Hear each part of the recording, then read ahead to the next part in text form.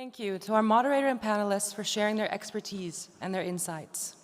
Until the stage is ready, let's prepare for our next panel discussion on the global challenges of AI and the future of cybersecurity. Joining us on this panel are Mr. Gevorg Mantasyan, First Vice Minister at the Ministry of High-Tech Industry of the Republic of Armenia, Mr. Armen Nurbenkyan, Deputy Governor of the Central Bank of Armenia, Mr. Karsten Fitelm-Geyer, Senior Advisor for the Cyber Diplomacy at the Center for Humanitarian Dialogue, Mr. Pegor Papazian, Chief Development Officer at TUMO, Center for Creative Technologies in Armenia, and Mr. Luis Nogorol, Cybersecurity Science Fellow from the US Embassy.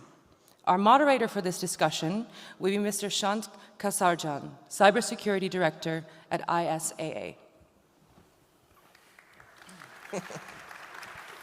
Good afternoon, ladies and gentlemen. Thank you for joining us today for this unique panel discussion, Artificial Intelligence and the Future of Cybersecurity.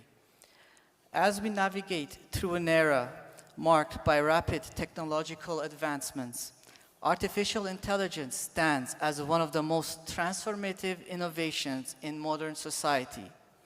It offers unparalleled benefits such as flexibility, productivity, and scalability. With these benefits, the use of artificial intelligence brings other layers of cybersecurity challenges, if we do not plan properly, of course. The cybersecurity threat landscape is constantly evolving, and risks associated with unauthorized access, data breaches, and cyber attacks are more prevalent than ever before. Today, we are fortunate to have a distinguished panel of international experts who will share with us their insights on the latest global trends and challenges on topics related to cybersecurity and artificial intelligence. Please join me in welcoming our panelists.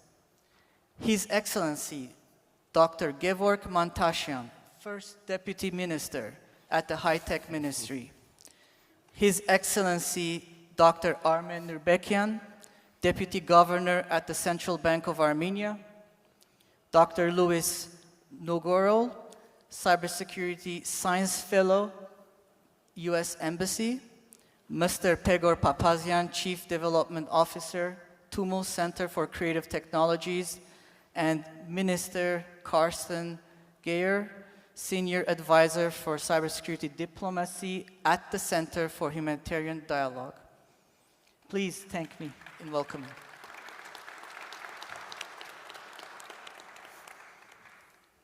So let's begin with our first panel question.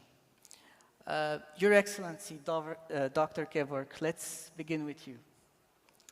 How is Armenia preparing its technological infrastructure to leverage AI in national cybersecurity? And what are the key barriers to adoption within the government sector? I guess I have 5 minutes only, right? Yes. Okay. 5 minutes. To be short,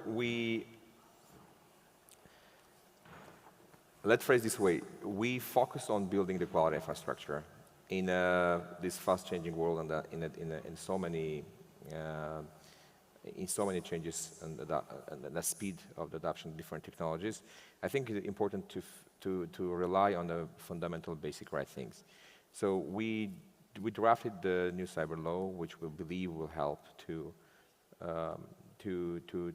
address the most important things which was not available to do for decades.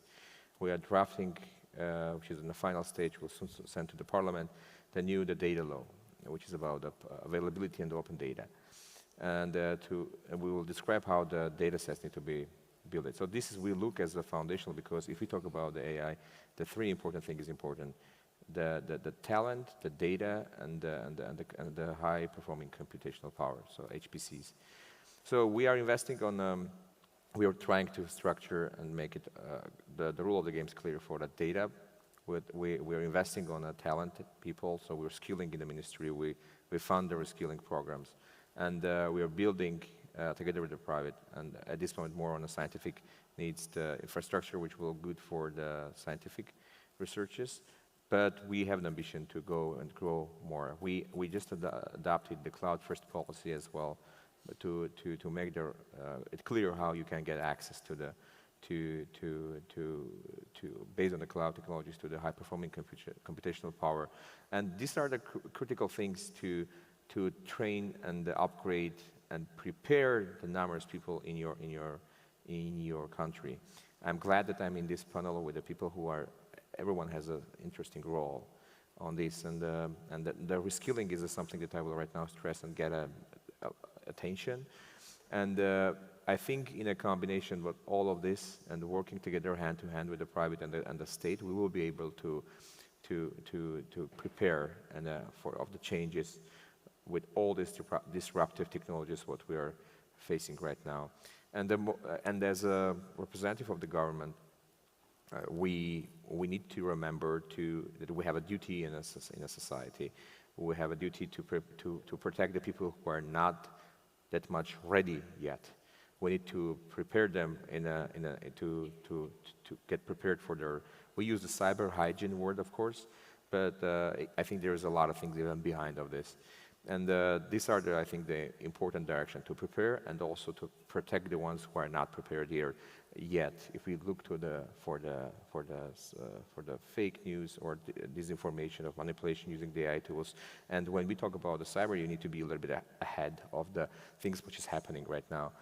And we try right now to create the capacity and capabilities in our information security information system of Armenia. It's the cyber forces and the cyber capabilities to be able to overcome all of this. I think I used my 5 minutes, and I think I will stop at this moment here. Happy to listen and contribute if I can. Thank you. Thank you very much, Your Excellency, Dr. Gevorg. Let's move on, but at the end of this panel discussion, we will have, I believe, another 10-15 minutes where we can discuss. So, Your Excellency, Dr. Armen, given the rise of AI-driven cyber threats, particularly targeting the financial sector, how is the central bank adopting its regulatory and operational frameworks to mitigate these evolving risks? Good afternoon. Shant, I was hoping you were not going to use the word Your Excellency and Doctor, because when you say this introduction, it's very hard to concentrate afterwards. Thanks very much. I think this is a really important question. Now, the fundamental currency of the financial system is trust. If trust is eroded, and that can erode very quickly, your financial system is out of the window. And this is the key problem that you have in the critical infrastructure like financial system. Now, if you look at the attack vectors or the threat landscapes in the financial system, the key and the most AI-centric one is really the deepfakes, frauds that can actually be very, very harmful for the financial system, right? These are the most obvious ones. And here, when you talk about this threat landscape, the identity is the key concept that central bank is now trying to make sure that in the financial system, the identity system, EIDs, are on a high quality. And that is why, jointly with the government, in our agenda, having a secure European standard EIDAS identity is the key for the central bank, right? So this is key. And I cannot emphasize enough the importance of the trust. And I'll give you an example. After the COVID, or during the COVID actually, the first days, right, when you are at the central banks, and financial system are obviously very, very important in this kind of environments. So you're looking for things which can go wrong and very quickly. And the importance of trust is something we observed during this period. So what do you think, I want to ask the audience because I want to see if they're actually paying attention or no. What do you think actually happened to the usage of cash during COVID in Armenia? Who thinks that the usage of cash during COVID went down? Can you raise your hands? And who thinks that the usage of cash went up? The rest, I guess. Not the rest, less. So ex ante, you would think that during COVID, the usage of cash would go down because it's just, nobody wants to touch the cash. What happened in reality, the usage of cash dramatically went up. The reason for this was because people were not trusting anything at that moment. They thought anything can go wrong, so they wanted to go and pile up the cash. So this is a situation which shows that things and trust are very, very important in this particular case. So the fundamental problem with the identity, if you don't have a high-quality infrastructure, is going to be where it's not that the people are going to trust everything. The worst situation is that actually nobody is going to trust nothing, because in that situation, democratic institutions and financial institutions are not going to work. The second thing I want to talk about is really what's the main risk landscape and what are the main threat landscapes for the financial system. And quite frankly, I don't see that this threat landscape is very much AI-driven. I think the main operational frameworks that the financial system have are actually applicable to the AI-driven cyber attacks and cyber threats in general. And the most important risks that are actually present in other technologies like clouds and alike are really the third-party providers. For the financial system, by far, the biggest operational risk is the third-party providers, very concentrated, very few companies in the world. You have the case in Armenia as well. Even in the biggest countries you go, the third-party providers are really key systemic financial risk. So I think this is a general problem as an operational risk for the financial system, and I think for the AI-driven threat landscape, it is exactly the same.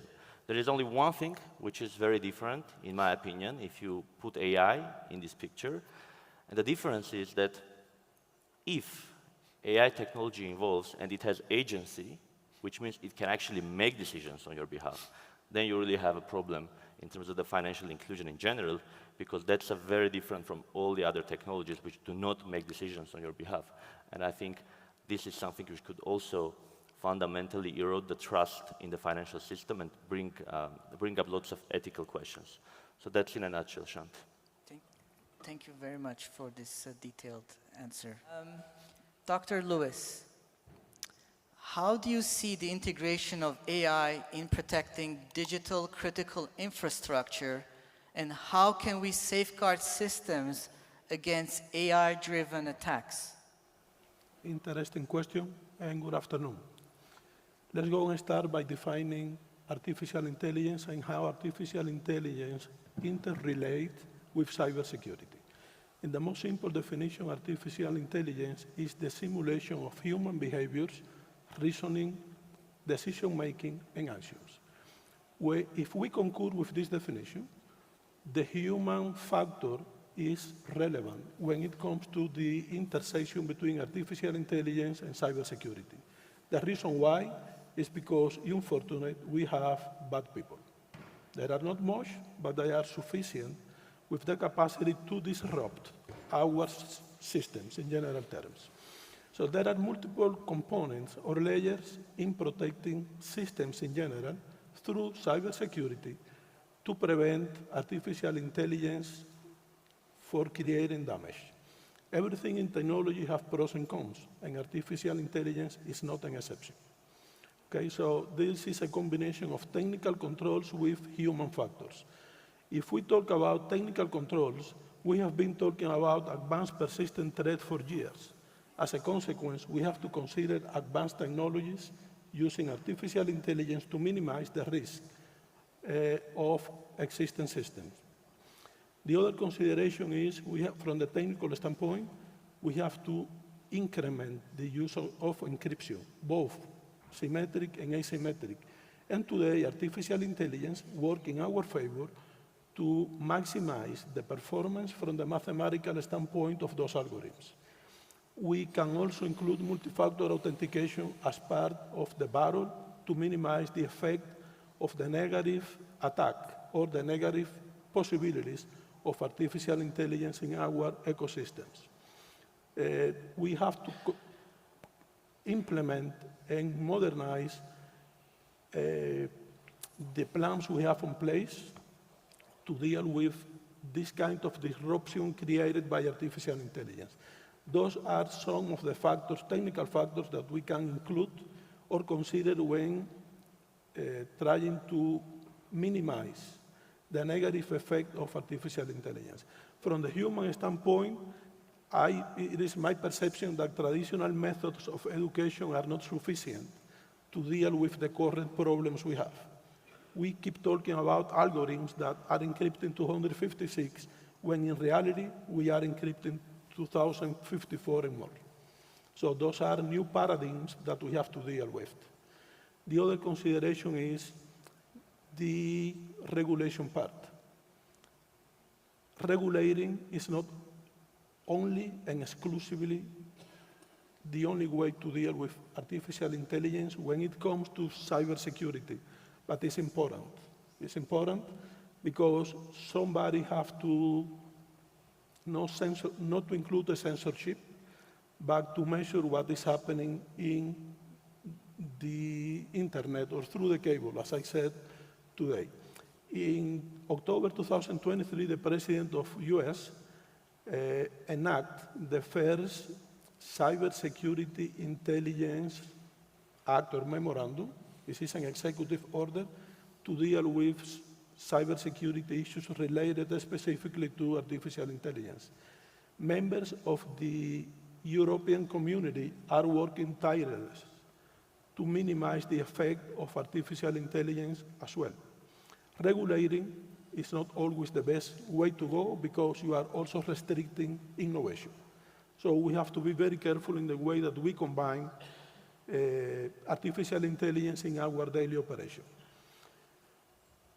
Before I close up, I want to acknowledge the positive impression that I'm getting from the Armenian government, especially the Minister of High Technology, Central Bank of Armenia, Information System Agency of Armenia, that is fully committed to enhance the information system and cybersecurity ecosystem for the country.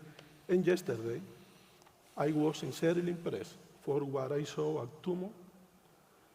There is a unique program, and what I like more is the possibilities that you are offering to the young generations in Armenia to be involved with artificial intelligence.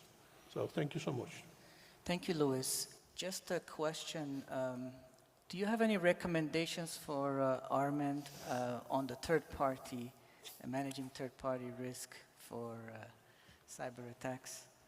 This requires a deep analysis, but I want to repeat that we cannot keep postponing the integration of artificial intelligence in the operation countrywide because the implications are there. 4 years back, I ended the last sentence on the last paragraph of my second book with the following: the peace of the world is one click ahead. 4 years after, I want to add something to this statement, and this is related to artificial intelligence. So integration is a vital component of the new ecosystems. Thank you, Dr. Lewis. Mr. Pegor, with TUMO's focus in fostering the future talent, how can education and training programs better prepare the next generation of cybersecurity experts to understand and manage AI-driven threats? So yes, at TUMO we've embarked on a program of education for especially young people around cybersecurity with the support of ISAA, GIZ, and others. And we realized that we're dealing with 3 different levels simultaneously. The first one is targeted to those individuals who will become security experts, so professionals in the field of security, hackers, and we don't need many of those, but they need to be of very high quality. So our job is to kind of feed the narrow pipeline of such specialists at that first level. The second level is the IT professional in general, in businesses, institutions, banks, hospitals that are not security specific, but have a big role to play in hardening the business processes so that they are resistant to cyber attacks and malicious intrusions. And the third level, becoming increasingly more important, is just the public in general. Citizens becoming much more aware and sophisticated and skeptical with respect to the information they're consuming, because that's becoming a major source of malicious attacks aimed at forming public opinion, of creating specific panic situations, for example, et cetera. Not to mention the devices they use, whether it's mobile phones or pagers, as we saw recently. And in all of those levels, AI is extremely relevant, especially at that third level. So for example, misinformation is now delivered more and more effectively through deepfakes. Fundamental AI technology and increasingly difficult to detect as fake. And so public awareness around AI and constant kind of training, if you will, on how to detect this is very important. At the level of the second level I mentioned, which is the business IT specialist, AI is again one of the biggest technologies, both in terms of the attacks that will be submitted to, but also defense. For example, we now do a lot of training around making sure that our employees recognize phishing attacks when they see them. That will probably be replaced by AI detection as the attacks are happening, even predicting attacks, or immediate mitigation if they do take place, rather than relying on this constant and fairly ineffective training processes, as an example, right? And of course, at the professional security expert level, things like simulated white hat attacks, using AI to play the kind of red teaming role of attacking your systems constantly, is becoming critical, because it's no longer a case of trying to keep up or predict the attacks you're going to be suggested to by humans, but you're actually dealing with the AI-initiated attacks, so you need to be at least as fast. So at all these levels, whereas in the past several decades, IT, as in networking systems, operating systems, devices, were the predominant technology behind the field of cybersecurity. That's shifting now. Now it's becoming AI is the predominant technology. So by educating people about AI, we're already doing maybe 50% of the job of cybersecurity education, and the other 50% is more specific to security. And these levels are very interdependent, so that vulnerabilities at, for example, a business level, where there's a lot of backdoors to enter through, make the job of that first level cybersecurity expert much, much harder, and not to mention at the public level vulnerabilities. So it trickles up, and so it's important to address the three levels at the same time. And one last thing I'd like to say is a very interesting and scary prospect, which is that a lot of cyber attacks are run through what's called, used to be called human engineering or social engineering, where you're kind of fooling people into revealing vulnerabilities, giving credentials, et cetera. As those people are replaced by AI, operators are increasingly AI operators. Now it's a question of fooling the AI to allow you to authenticate you falsely, for example. And we've seen how vulnerable AI is to those attacks. For example, large language models. It's fairly easy to get around the guardrails they've established. Maybe fairly easy is an overstatement. But it is possible, despite the fact that people who build these LLMs, like OpenAI, have instructed them not to reveal certain information, not to give out, for example, biotech information that's sensitive, et cetera. Certain kinds of prompting will get around that. So that it's kind of fascinating that this human engineering aspect might be replaced by artificial human engineering, where AI is attacking other AI systems through prompt engineering. So a very fast evolving field, but I do think AI has become the focal point of cybersecurity, and that's how our education system or program is geared around that. Mr. Pegor, knowing that AI has some vulnerabilities today and it's not perfect, how do you see AI basically leading your classrooms, teaching other students? Well, it's very in fashion these days to say that AI will not replace teachers, that it will be help to teachers. Because the opposite will be a very kind of an antisocial statement. Say teachers are the most loved professionals. Everybody has a teacher they remember. What we're seeing at TUMO, where we don't actually have teachers, we have coaches, we have workshop leaders, is that AI will replace the gap we have in terms of teachers. So for example, a lot of what we do is advise our students around picking their, or negotiating with their personal learning path that the computer generates for them to decide how to proceed, what choices they make around what workshops to attend, etc., are more likely to increase their the likelihood of better outcomes for them, learning outcomes. And so we're building an AI coach that will help advise in that process. And it's not a question of replacing the teacher, but a question of giving each student an individual partner, let's say, who will guide them through and negotiate with them or help them strategize around their learning paths. And that's one example of the way we're doing it. Do you believe the enrollment rate would increase with students having more that closer touch through AI? Well, at TUMO, we have a waiting list of several thousand students, so hopefully it won't grow. But I think that if AI is used to increase the agency that students have, to make their own choices, to autonomously pick up learning opportunities, then definitely motivation will increase, because one of the biggest killers of motivation in schools is that kids are subjected to a very extremely standardized learning program, which by nature will leave out X% of the kids, the majority usually, for whom that standard was not optimal. And so if through AI, those standards can be more flexible while maintaining high ambitions, then probably enrollment motivation will increase. That's my prediction. Thank you very much, Mr. Pegor. Yes? Can I mix up the plans a bit? Absolutely.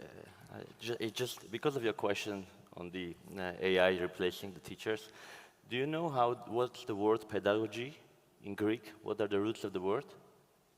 Pedal. It's basically a child and lead. And the word lead, right?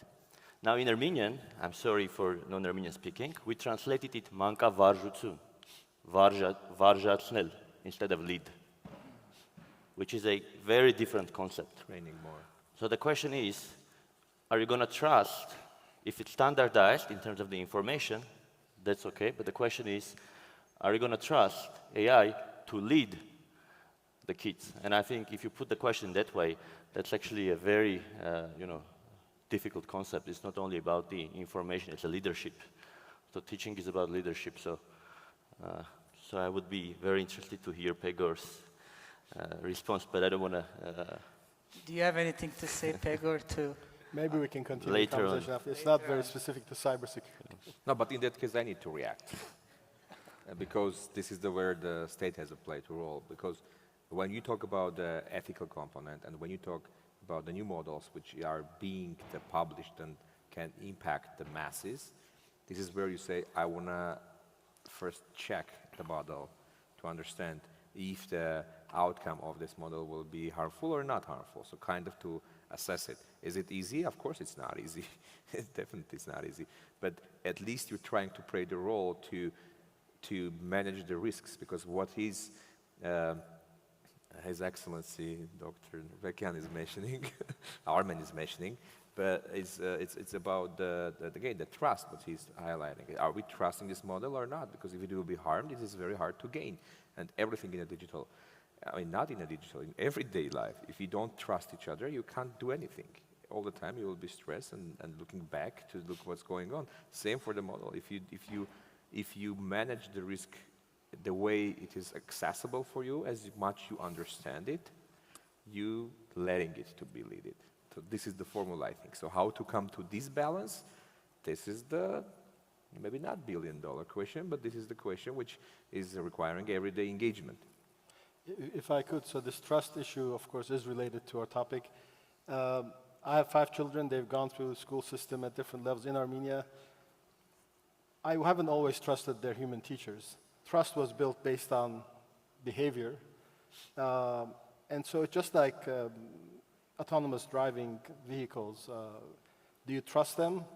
Well, to some extent, but then you don't trust most drivers human drivers on the street either. So if we start from the premise that humans have mutual trust that's unbounded, then of course it's a problem, but we don't, and AI will be just part of the mix, I think. Thank you very much for your answers, gentlemen. Let's move forward with Karsten. In the context of AI's impact on global cybersecurity, how can international cooperation help address the ethical and societal challenges posed by AI-driven cyber threats, such as privacy, inequality, and the misuse of AI technologies? Well,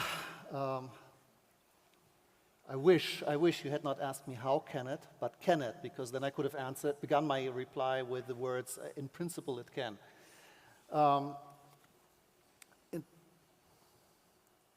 But how is a whole different story.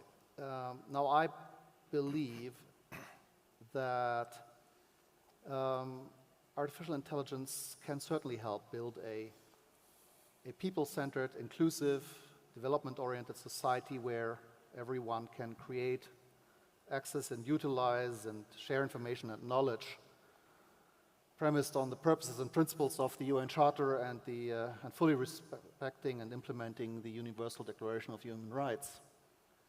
And if that sounds like very familiar language, it's not surprising, because that's language from 2002 from the World Summit on Information Society.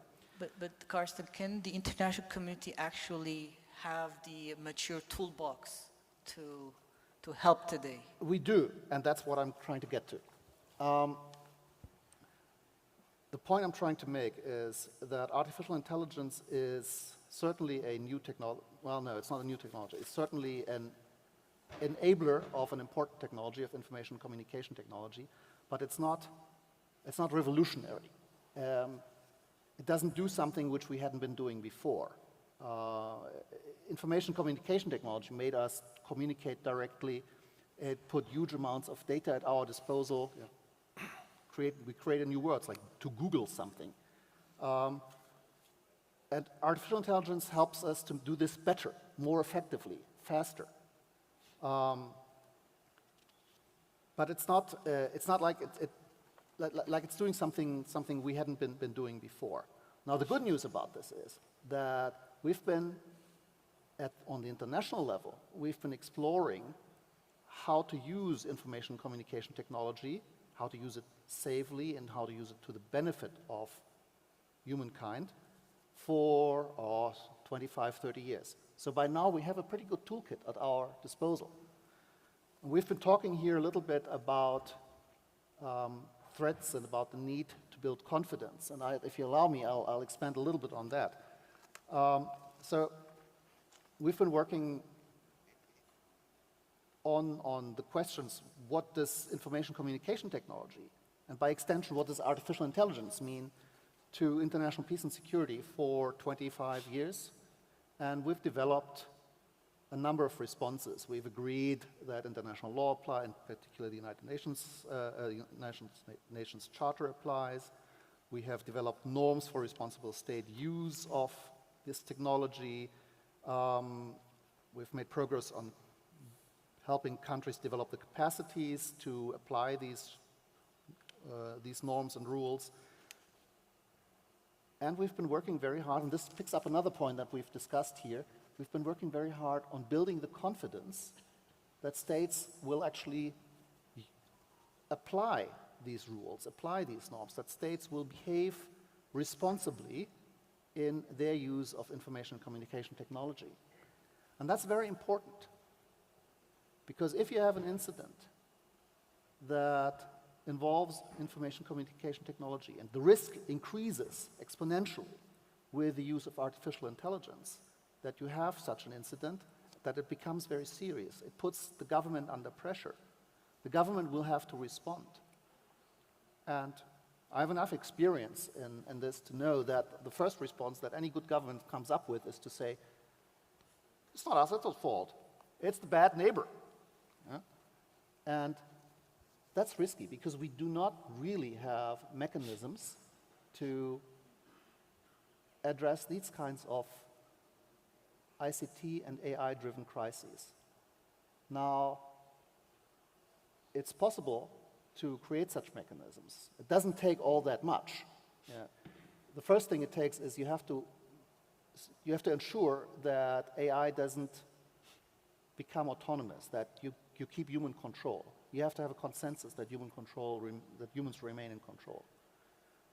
You need to have a channel of communication with those who you consider relevant. And you have to agree on the mechanisms, how to use these channels of communications. But that's not much. It's really, it's very, very basic. And I could only encourage you to go down that road and explore how to do this kind of confidence building and how to find mechanisms to manage these kinds of crises. They will come, and they are becoming more likely as the world is turning more and more towards artificial intelligence. Thank you, Mr. Carton. Question regarding the international community's involvement. How do they perceive AI as being weaponized by cyber criminals based on these emerging threats? Like, what are they doing today in that regards? It's very interesting that while artificial intelligence has been added to the threats, to the list of threats that information and communication technology presents, including also abuse by cyber criminals, there's not a discussion that would focus on AI use for criminal purposes per se. There is a wider discussion on international cooperation to combat cybercrime. And there's, earlier this year, finally the draft UN Convention on cybercrime has been agreed between the negotiators and will, in the course of the next 12 months or so, go to the UN General Assembly and then be open for ratification, probably.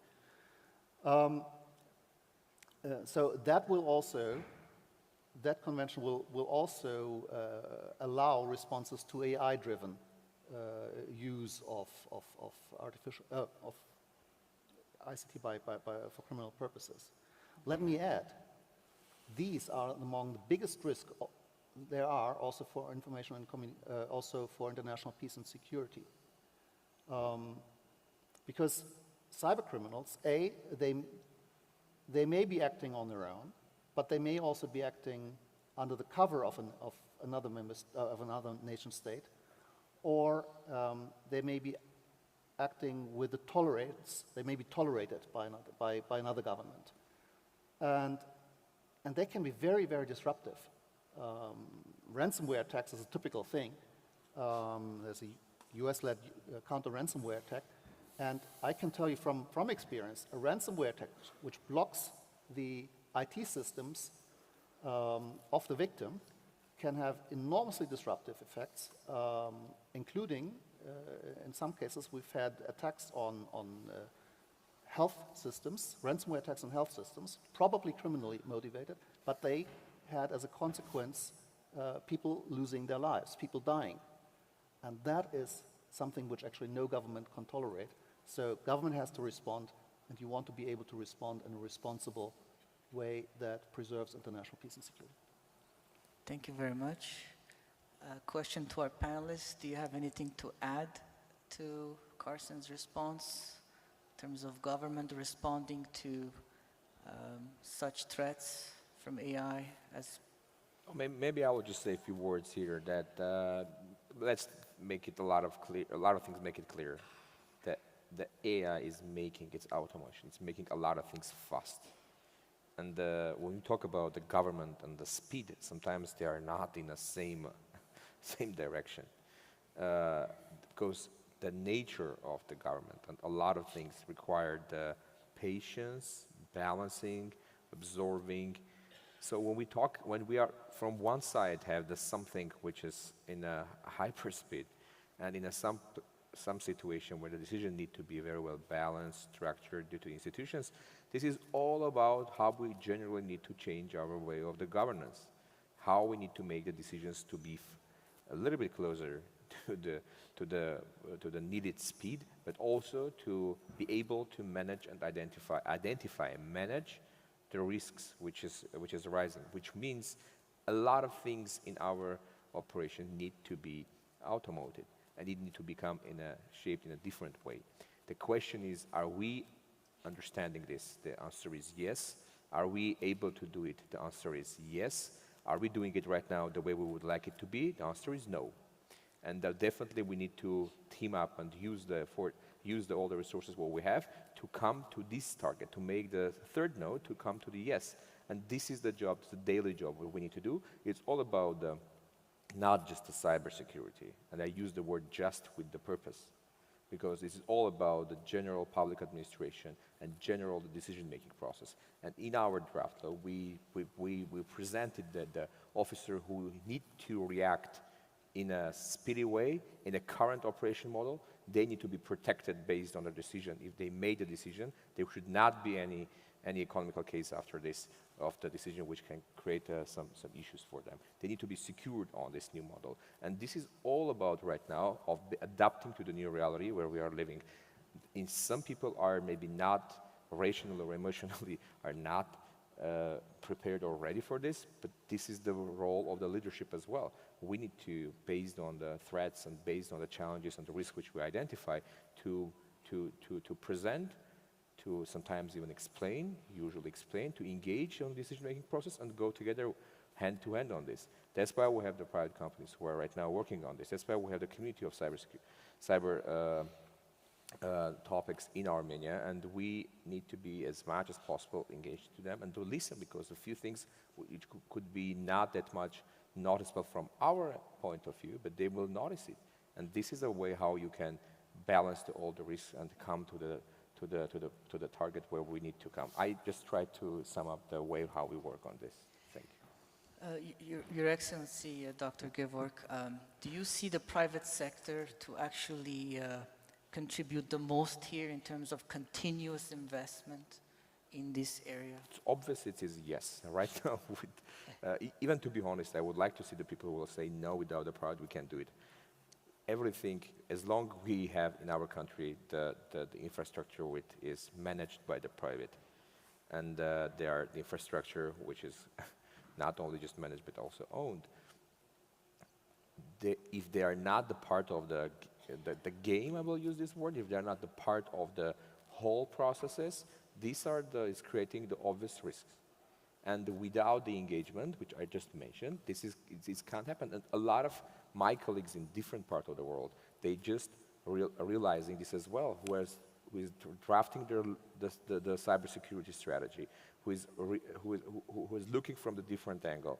It's not easy to accept, but in some countries it's easy to accept, by the way. We need to also mention it. But when we say the private and the public, we are the part of the whole same society in the same country. We want to build the environment where everybody will be secured to achieve the targets or the dreams what they have. Our role is to secure that it is possible to do. And if they have a role to play, they need to be aware of what's their role to play. And our role and our mission and the purpose here is to just identify the roles, make it clear the rule of the games for anyone in their actions and the operations to be able to make it happen. Simple as it is, but not easy to do. Let's hold on to this thought, because I really want to hear from Your Excellency, Dr. Armen. Is the central bank interested more adopting AI for the financial stability part or more from the protection part for the banking sector in terms of the risk we just described? I'll be quick. For us, AI is not the focus, as I mentioned. I don't think the operating strategies are specific to AI and circuit breakers for financial system. I think the fundamental thing is to make sure that the private sector understand that it's its role and not the government's role to protect them. So the responsibility is really important. We are not in an operating model that government sort of protects everybody. It's really important. Government's role is to create a trust infrastructure so information can be shared. I think AI can be really leveraged when you have so much data in terms of analyzing the speedy data, understanding the threat landscape. That I think where AI is going to be a key in terms of getting the quick decisions and data analysis. But other than that, for us, AI is not the focus in this field. Excellent, excellent. So we're almost running out of time. So thank you, gentlemen, for your insightful contributions today, and for some of you for traveling from all parts of the world. Please join me in thanking our exceptional panelists for sharing their valuable perspectives. We hope that today's session has been both enriching and thought-provoking. Thank you.